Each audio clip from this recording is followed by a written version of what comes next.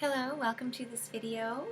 My name is Allie with A. Marie Speaks, and this video is going to be about setting sacred boundaries and about revoking consent and empowering our light work, I guess.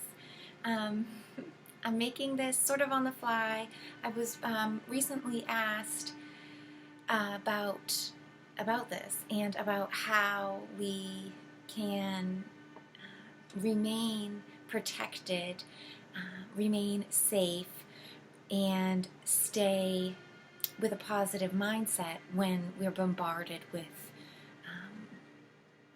lots of disruptions or catalysts, or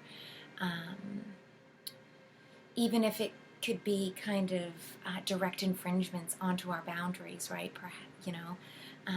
How we stand true to our truth, right? How we stand in our own light, and what that means, right? So thank you so much for clicking on this video and for joining me. It's going to be a quick one, and hopefully just direct to the questions that are asked. Because when we start to talk about holding light and sacred boundaries, things can get murky and misconstrued, misinterpreted, right? Because it's a wire walk, and the only balance that you can tap into is your energetic intentions and your faith, basically. And they're things that can't really be seen. And so although we do our best to teach through action and to show through doing, some things can't be seen with the eyes. And so it's hard to describe or to pick up the workings when you're just watching, or even when you've just first heard the terms, or you've first been introduced to somebody doing the work. You can miss a lot of what's going on under the skin when you're new.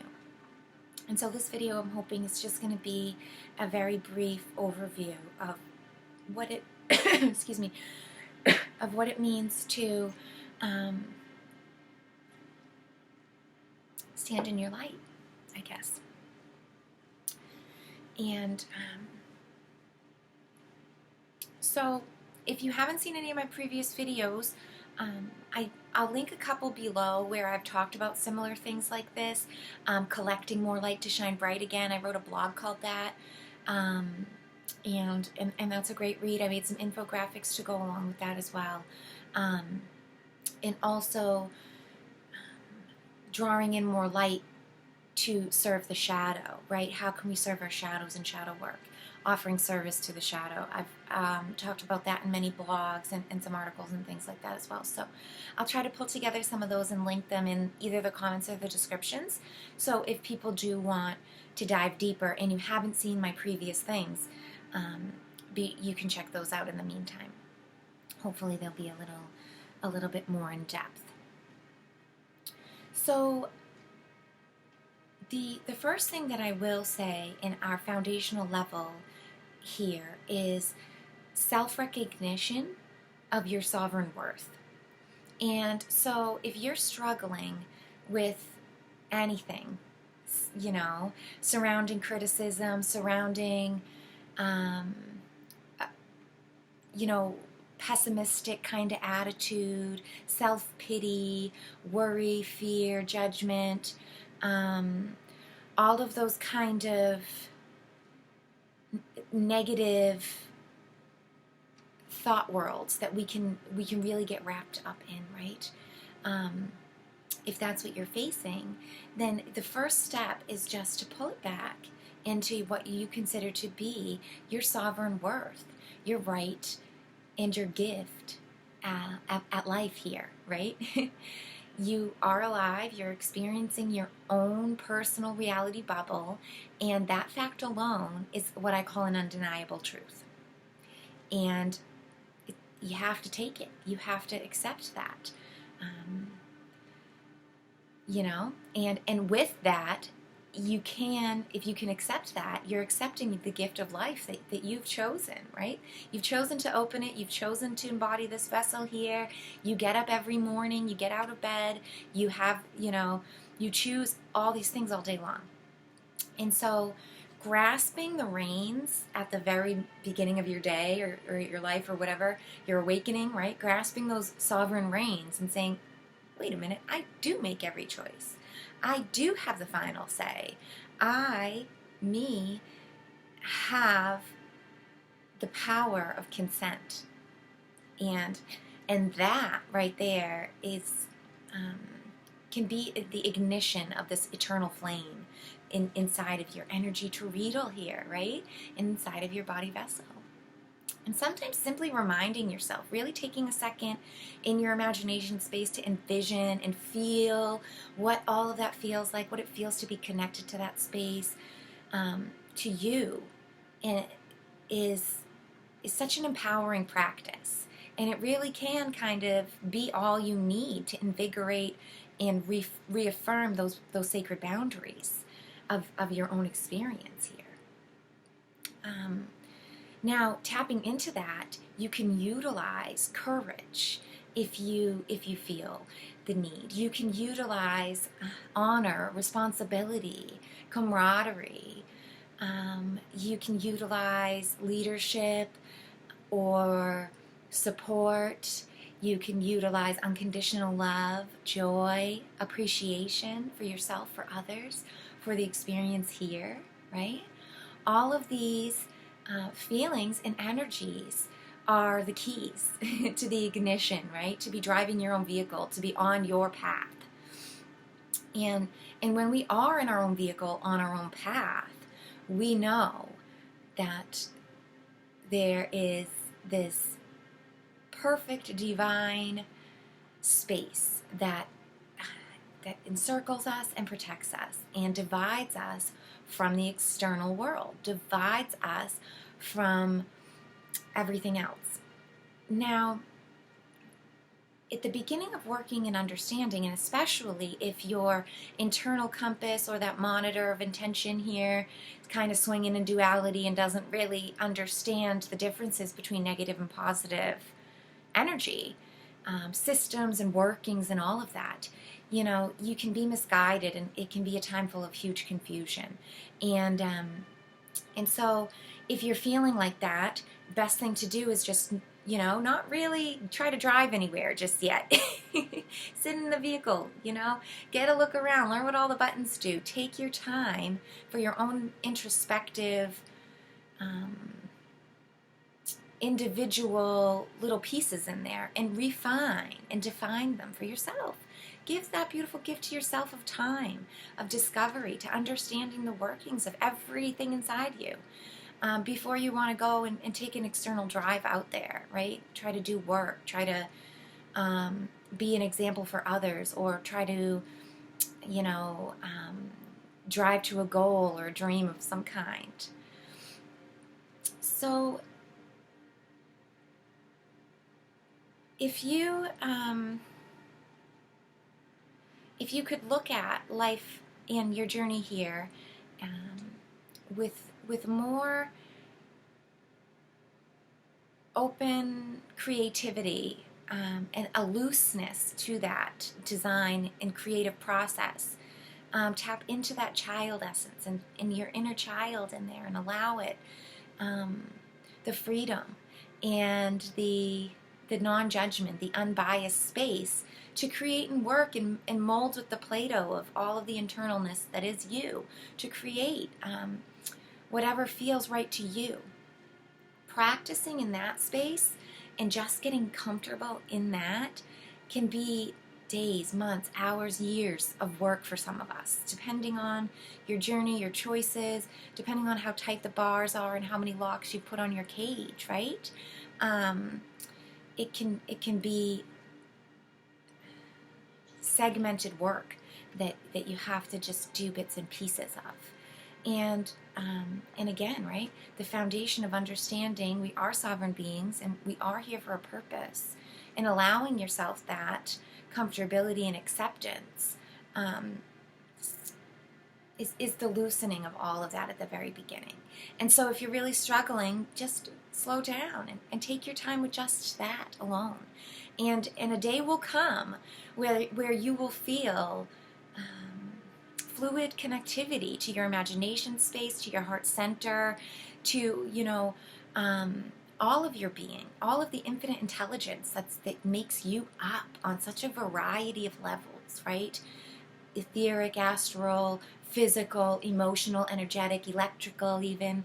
All of these different capacities have different layers of working and connectivity in there.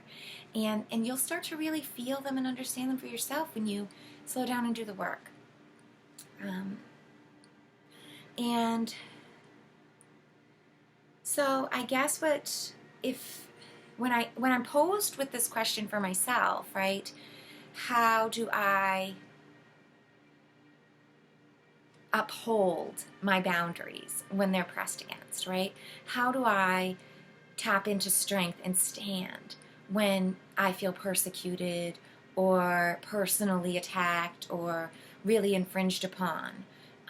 When I feel like my consent or my service has been taken advantage of or misused in some kind of way, right? What do I do? And that's kind of like the question that I was faced with and asked. And it's an ever-evolving change. And I feel that my avenue of attack or approach has changed and morphed over time, right? And so as a beginner and as somebody who, when I was newly waking up, it was very reactive. It really felt, I remember, like excuse me, I had made up this, and many have this image, and it's a great working in general of the mental referee. And I would feel like I was constantly having to throw a red flag, stop it, put a boundary up, call a timeout, really have a reaction, a straight, abrasive, blunt, reaction. Because, especially at the beginning of doing work, I would feel criticism, questioning, anything like poking at my beliefs as a direct attack on my personality, on my being, on my worthiness, on my sovereignty as a being here, right? And so I would feel like it was end all be all, so important to react and respond and throw that flag or put it up and really attack it and assess it at that moment, or put a person in their place, or squash out anything immediately that my perception was, if it was offensive or attacking or triggering or causing quote unquote negative responses in me. My immediate thing was to shift into attack mode and to turn my entire lens out externally into this source and be like, it's you doing this, your fault, why are you doing that out there? You're making me do this. And that had great workings in it for months and years in my being and in my early 20s and stuff, to understand what works of that and what doesn't work of that for me personally, because these are personal things that we learn to deal with and we work through. You're the only person in your mind frame who's going through the center stage role with you, right? And in the moment, there's no real actual playbook that you get to pick up and when you forget your lines or when you're confronted with somebody speaking off topic or, outside of the playbook, you don't have a script to go back to and look at and speak, You have to roll with the punches. You have to have something to grasp that is stronger and linked back to truth, right?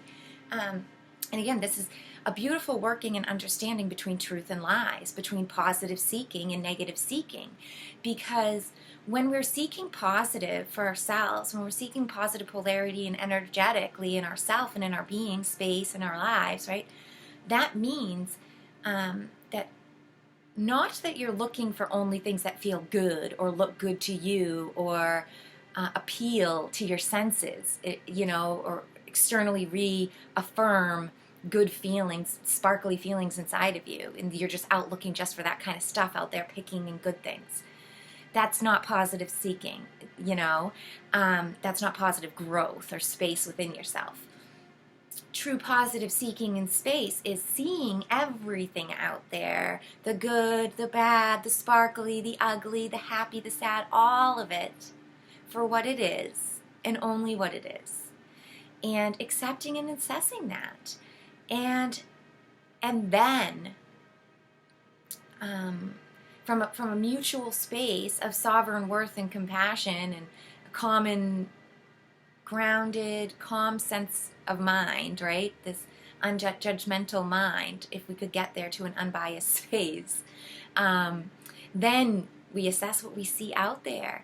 And of course, we see the beautiful, sparkly, loving things, and they spark up love into us, and we want to gravitate towards them. But we also see the negativity, the ugliness, the hard spots, the corners, and the cobwebs and stuff for what they are as well. And we clean them up while we're there, if they're ready to, not in a hurtful manner, or not in a way that like, oh, why does this always get so messy? Oh, why is there so much dark over here? Like, no, it's about, wow, the contrasts are beautiful. And if I didn't have such sparkly lightness and beauty, would I be able to really, what would I offset that with? What would I even compare that with? How would I be grateful for all those things if I didn't have dirty cobwebs and ugly things in disarray to compare it to, that kind of space is where positive seeking can come from. And that's what we're learning and practicing while we're getting this sort of beginner's hold on the reins or the wheel while we're driving, whatever, like getting the lay of the car, at the beginning. And then you'll get to the deeper layer where you'll start to have to realize, wait a minute, the reason I'm seeing everything so cloudy out there and thinking, all the problems out there are picking on me, in approaching me and attacking me, is because the lens that I'm choosing to view my reality with is backwards. So everything's cloudy and foggy and looking like kind of far away, kind of too close, doesn't make any sense. Because you have your glasses on the wrong way. When we flip the lens, and it's focused inwards to us, highlighting our inner world first, where all of the scope and attention starts internally with us. Then we realize when we look outwards, we can see much clearer. We can see that all those things are super far away from our internal world, actually, and they really can't actually press into our internal world at all, because we have a sacred boundary here. There's infinite intelligence, source at work to define boundaries in specific ways.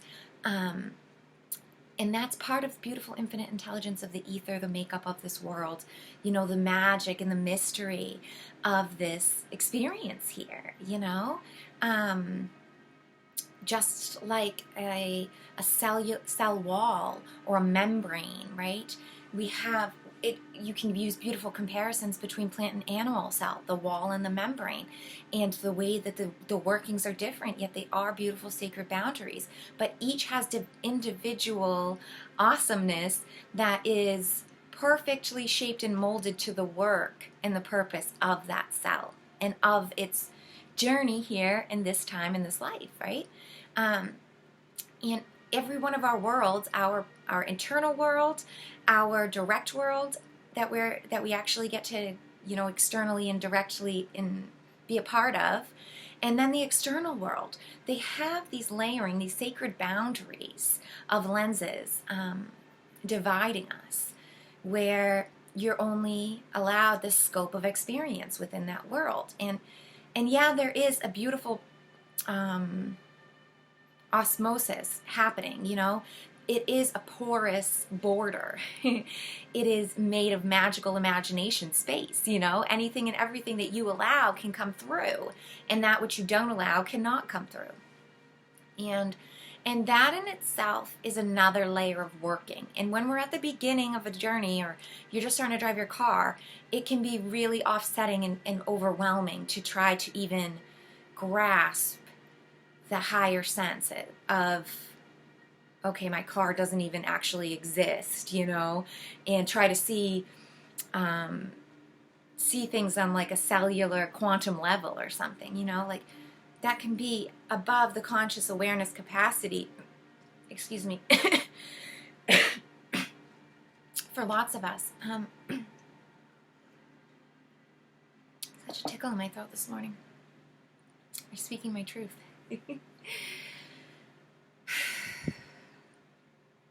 But that in itself, right, is a whole other layer of working.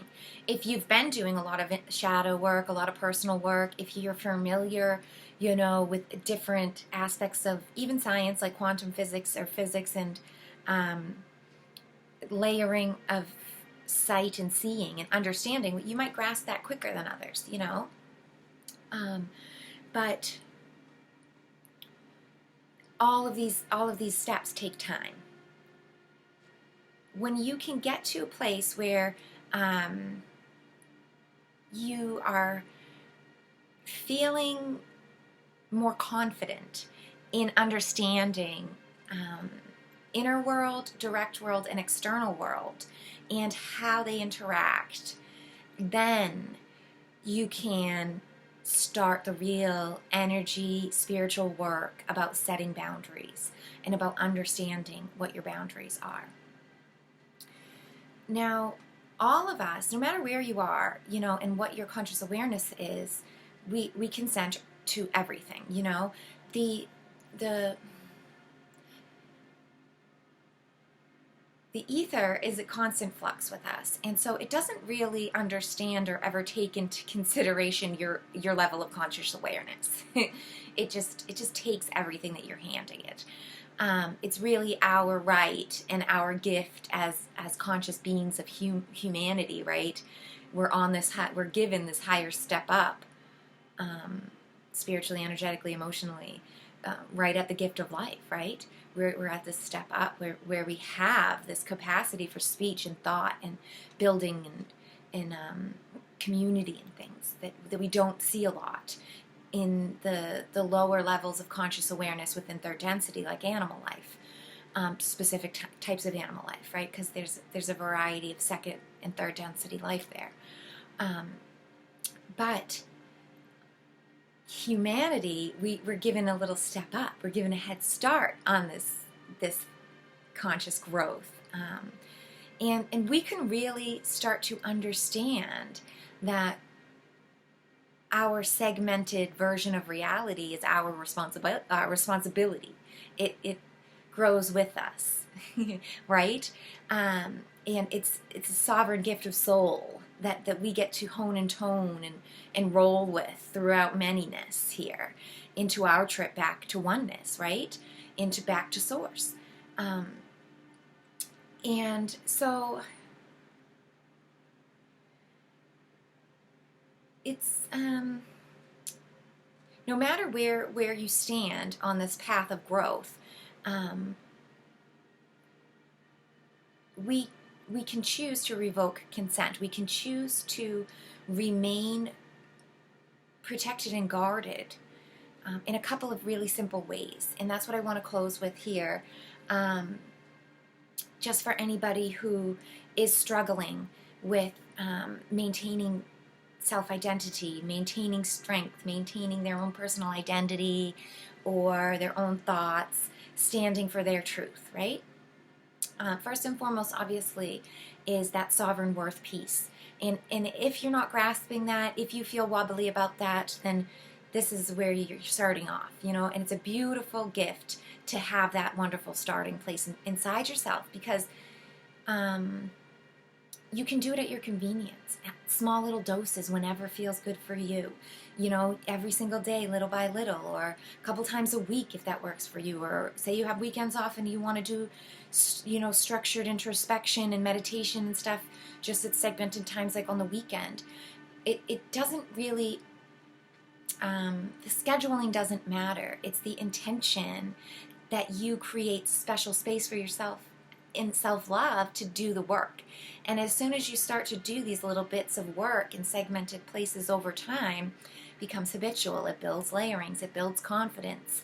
And then, you know, you'll have way less questions, and you'll need way less guidance from external people like myself when you start to learn what your own heart center sounds like and listen to your compass. Because no one else can even tell you what that sounds like, or guide you, you know? And again, this is why we teach through doing, and we show with action the walk of faith and of unconditional love, respect, sovereignty, service to others, right? Respecting sacred boundaries, privacy, you know, seeking to be as transparent and honest as possible with ourselves and with all others. That kind of alignment will all come into flow for you once you get that beautiful sovereign worth really ignited and connected for you.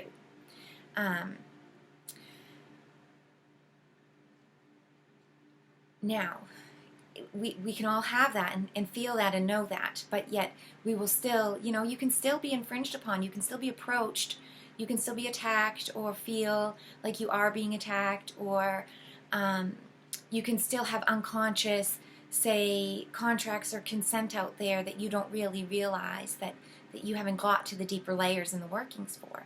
And so those things can try to seep in. They can, you can kind of unconsciously, if your shadow, say, is loud or you know, really present in you, it's aligning and calling out more confirmation for its, you know, fear, its shame, whatever kind of shadow aspects, unworthiness or whatever is inside of you. It can kind of subconsciously always just be like beckoning confirmation of that back towards you. And as much light work as we do, you know, our shadows are still there, you know, and they can almost appear to even become stronger as our light becomes stronger. And that in itself, when you get to that next section of working, after when you're driving on your path and, like, you know, you're doing work and you are having sacred boundaries and you are working, you know, to respect others and come from a sovereign place in this life, it can almost come back and recycle around to itself again with more shadows and almost feel like a self-fulfilling prophecy of negativity, to where maybe you're never going to get to wherever you think you're driving to, or you'll never get to your goal or your ultimate purpose, or, you know, you're not getting there quick enough. It can come into a million things as you're doing your work, because, you know, the more light that we do and the more work and the more understanding that we gain, the more clarity and conscious awareness we have.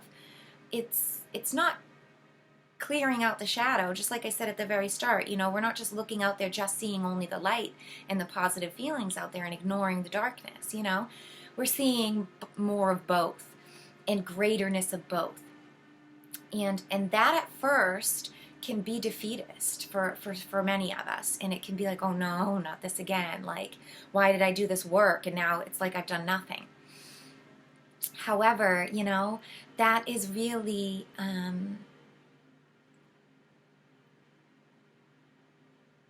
our shadow inside there being infringing, you know, like poking at the boundaries of faith and testing them. And our shadow work can work very closely and injunctly with our inner child, right? And it can be like that toddler pushing boundaries, or like that teenager who's always talking back, or pushing their parents. Our inner child and our shadow can really work like that, and so it might feel like that. And this next layering of work is where we get to really do the muscular work, really tone the muscles of our vehicle, or of ourselves, or energetic body, whatever you want to see it as, right?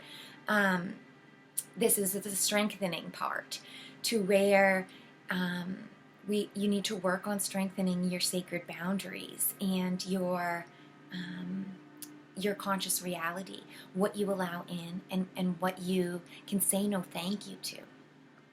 And I did a couple of recent videos and blogs about the slippery slope of rabbit holes and conspiracy theories, and seeking negatively,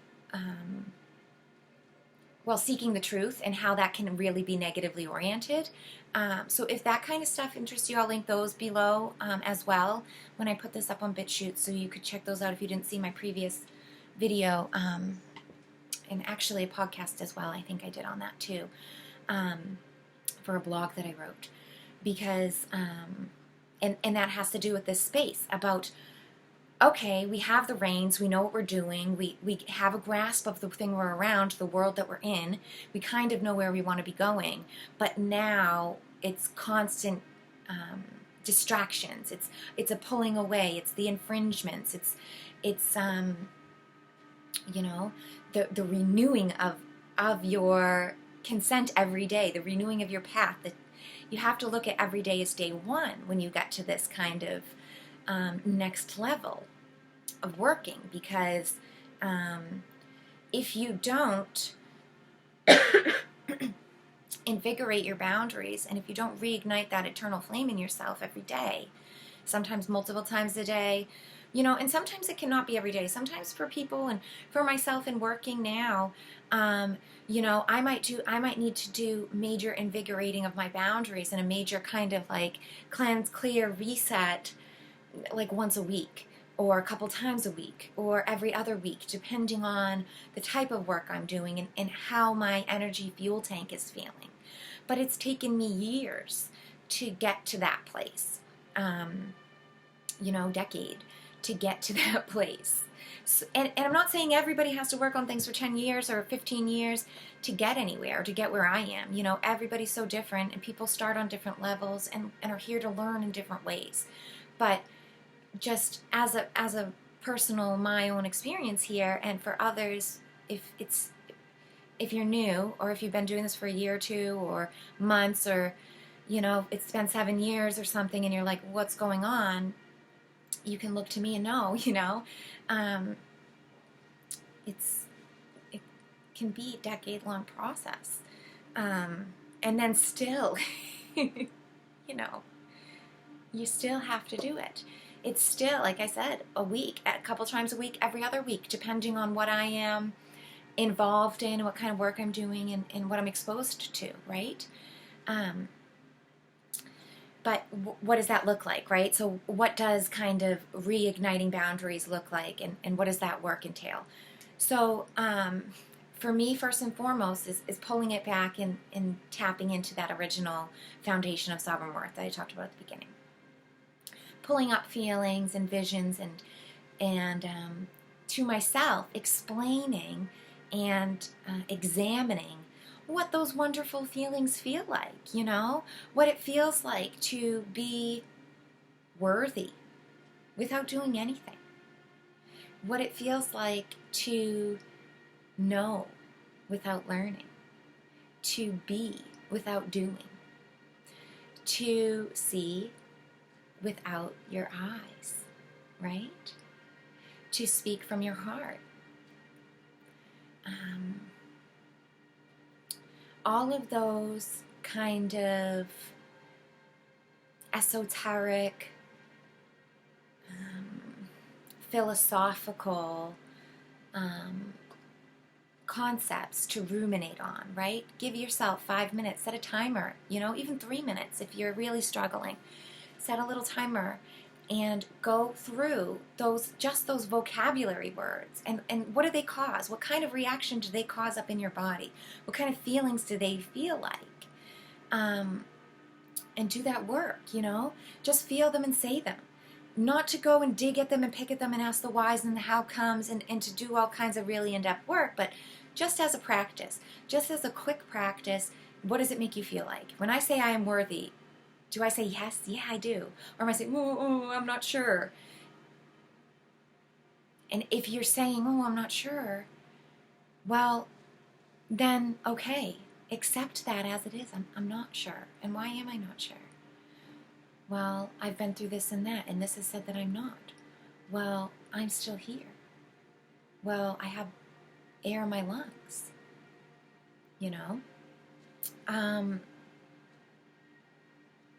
That, and see, this takes us into intricate workings of what the details could be of the causations and things.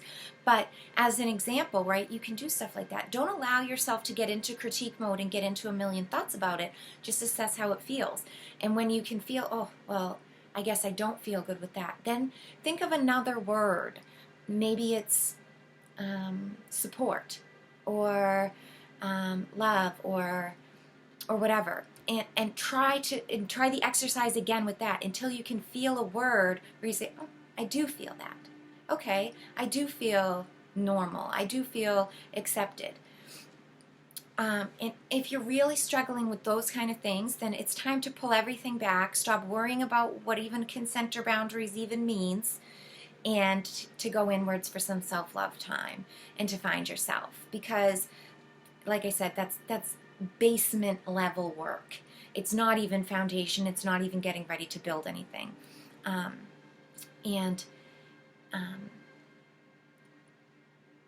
Another great basement level kind of working, if you are really struggling with that, is to pull from an external source, something that you love absolutely or that you feel supported by absolutely, whether it's a specific person in your life like your grandmother or your godmother or an aunt or an uncle or your father or a child, one of your children, all your children, a pet, even if it's a book, a character, a movie, or a hobby that you have, something that absolutely lights you up inside, no matter what it is. Grasp at that and get into the basement level and do some worthiness work with that and allow to sit with those beautiful feelings for a while. Let them permeate within you and explore how it does light you up and what those feelings feel like, and give them some terms and vocabulary words in there that you feel bubbling up inside you when you are thinking about that thing. And then take those terms and vocab words and remember them, and when you need to start getting to, when you feel like you're falling apart, you have those personal words for yourself that you can tap back into your basement level here and remember where you stand on your foundation. Sovereign worth, right? And so for me, yes, originally I will call in my sovereign worth, right? And ignite that. And I go through words and phrases and feelings and emotions, and I use that energy to envision in my imagination space beautiful protection bubble around me that's kind of glowing, silver, gold, whatever colors resonate with me at the time, sparkles, anything. It can be whatever for you. You make it as beautiful as you want or as simple as you want. It doesn't have to be super intricate. If you're new or your brain doesn't even work in that way, it doesn't have to be like that. You can see it as a soap bubble. You can see it as a circle just right around you, just a graphite drawn circle right around you. Whatever resonates with you, just know that there is a protective, sacred boundary around your internal space that you have say yes or no to, of what feelings and emotions are happening within that space. And that's a beautiful practice, just understanding that you do control your emotions in your space. And bringing that in can be, can really just sometimes be the only work that you need, the only reminder that you need. Bing, all of your boundaries are set and you remember, your worth. And you'll have a great strength in saying no thank you to whatever it is that's infringing upon you, whether it's plans you don't want to go through with, whether it's an idea you sort of have but you don't know if you want to bring it to fruition, whether it's a project you've already started but you don't know if you want to continue, you're in a job you don't know if you want to go back to, or whatever it is. You have a boss who keeps bothering you every day maybe, and you need to be able to stand up and say no. Being able to call in the sacred boundary and understanding that that you have the right to life. You have the right to feel good. You have the right to enjoy your life. And you have the right to say no to things that are contaminating it, that seek to dismantle or poison it, right? And this is the second part of the working that I'm going to bring in here at the end of the video, is sometimes it can be very helpful to remember or envision an understanding of sacred armor. And whether you choose to look at that as in a religious sense or not, or in an energetic spiritual sense more directly, or more generally, excuse me, like religious I guess is more direct with the certain types of swords and shields they wear and things like that they have, the armor of God and things, across all different religions too, you know, and beliefs. And more generally speaking, just a spiritual, sacred, protective armor, right? Envision yourself putting it on and it being there for you, and it being stronger than diamond, stronger than, you know, the strongest things that you could even think of. For me personally, I, you know, have so many different workings, but I see a lattice work of love and light around me that is like a filter, and it is like, you know, lattice is like a crisscrossing sort of work pattern, right? And I see it like it allows everything to flow in and out of it, right? Because it has those open spaces like a filter. But the workings of love and light, that the sacred boundaries around me, they protect me from all negativity. And they allow through only that which is of my highest good, only that which is aligned with my seeking of positivity and of my seeking of my personal destination. And that I set and I know. And sometimes if I need extra help, or I'm feeling, you know, a low, or I feel like I'm on that kind of time where my energy tank is getting a little bit lower, you know, I will pray and ask God, Source, Mother Earth, saints, angels, my guides, you know, to invigorate and strengthen that love, light, lattice work around me, and to put their power into it, and for them to help uphold that throughout the day or the night, day and night. Sometimes I do it in the morning and at night a lot of times. Just quickly, it takes me 3 seconds, you know, to close my eyes and ask them, and to envision it, and ask them to help to invigorate it, strengthen it, right? That in itself sometimes can just be enough to remind me and strengthen me enough to be able to expel, especially energetic infringements or thought infringements that come through, or try to bombard in. I find that reigniting that kind of protective barrier around me, and centering back into the present moment, really helps to safeguard myself from those kind of infringements. As far as actual external infringements or catalysts, disruptions, people you don't like outside who you might feel are attacking you, and you actually literally need to put up boundaries or literally say no to things, it is so important when we're presented with choice points, when that moment happens, that poking of the boundary, that infringement, that yanking, that whatever it is, right? That assault that happens against our personal space that is not asked for. It is so important that we immediately assess it and say, hey, that's not right. I don't accept that. I will not accept that. Now, that can take place in a variety of levels, and depending on what the attack is, whether it's physical or just energetic or just words, or it's actually an assault, the levels of responses need to be on the same level as the attack, and it needs to also come from a place of unconditional love. And so this is great working for all of us. This is what we're here for, right? This is humanity. We are social beings. We are tribal peoples. We grow and live in communion with others. And learning how to do these exchanges and how to confront upset is all about what the workings are about, right? And so first and foremost, to live in that space and understand that, it's not the finals. It's not the final exam where you're going to be graded. That's the end of the book. Close it. The way that you respond this time is the end all be all. And if you respond badly, you're a bad person. If you respond good, you're great. It's not like that. It's so much more complex, and it's such a gradient of learning. A manyness here. So always remember that when you're in that moment, that reactionary period. And make sure that your response is on that same level, and that you are simultaneously not only resetting your boundary and saying, hey, no, thank you, you can't do that, or I don't want that, or no, but also you're saying to yourself, how did I give out the perception that infringement was okay? How could I have opened up my boundaries enough to give an appearance that I'm asking for this, or that I would allow this to happen to me?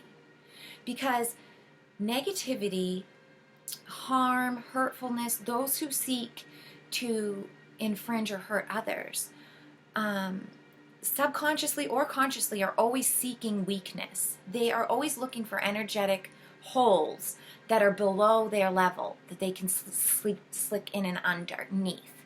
They're never going to approach something that looks like a wall they have to climb over, exert energy to get over, because the negative world does not work like that. It doesn't expend personal energy because it sees everything as self-preservation.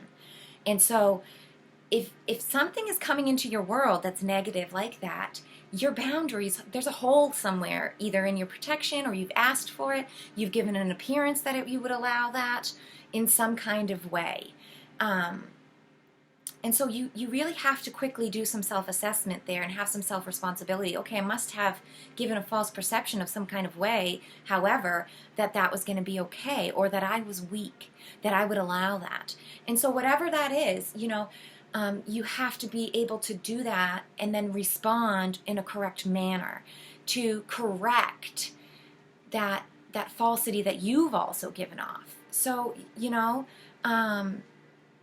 it's with, when we don't have specific examples and you try to talk about holding boundaries and revoking consent and stuff, it can seem a little vague, or like, not really talking about anything, because the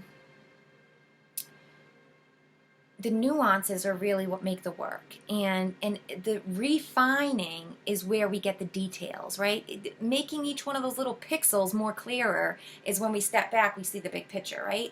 So when we're trying to look at the big picture without defining these pixels, it's super blurry. I'm not going to say that it's not, but I want to give generality so that no matter what you're presented with, what kind of infringements or what kind of boundaries you want to set, that you can still kind of understand the workings and do it.